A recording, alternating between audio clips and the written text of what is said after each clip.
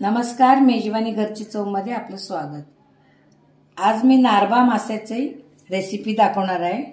हे पहा, नारबा माशाचा मधला भाग, मधली काटे वगैरे असणारा भाग, त्याचा आपण रस्सा करणार आहोत। आणि हे नारबाला मी मॅग्नेट करून ठेवलेले आहे, हळद, मीठ, लिंबू आणि उंडेस। याच्यामध्ये काटे वगैरे काही नाही, हे फ्राय करता मी ठेवलेले आहेत।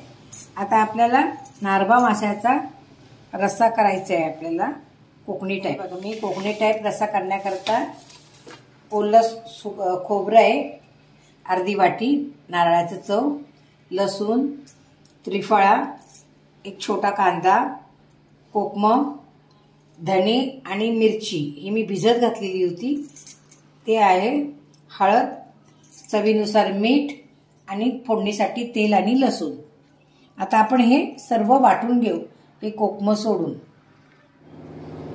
आता आपण पातेल्यात तेल गरम करण्याकरता ठेवलेलं आहे आणि हे आपलं मसाला वाटण करून झालेलं आहे। बघ कसं छानपैकी बेडगी मिरचीचं लाल भडक असा कलर आलेला आहे।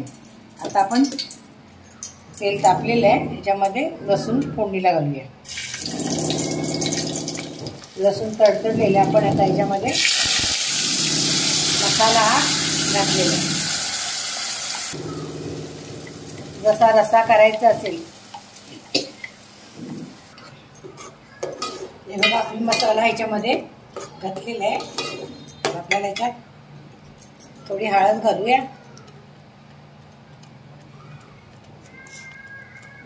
आणि हे मासे घालायचे आपल्याला।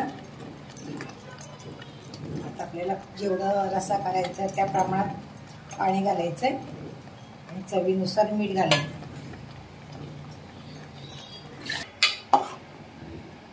हे बघा, आता मसाला मच्छी घातलेली आपण नारबा, याच्यात आता आपल्याला रस्सा वाढवायचा आहे। जेवढा रस्सा वाढवायचा त्या प्रमाणात पाणी घालायचं आहे। आता चवीनुसार मीठ घालूया आणि कोकम घालूया। कोकम घेतलेले आहे, कोकम घालूया आणि आपल्याला चवीनुसार मीठ घालायचे। एक चमचा बारका आपण मीठ घेतलेलं आहे। थोडंसं पाणी आणखून घालायचंय शिजण्याकरता। त्याला छानशी इथं उकळी येऊन देऊया, मासा काय लगेच शिजतो। आता आपण उकळी आणूया, एक 10 मिनिटं आपण याला चांगलं उकळून घेऊ।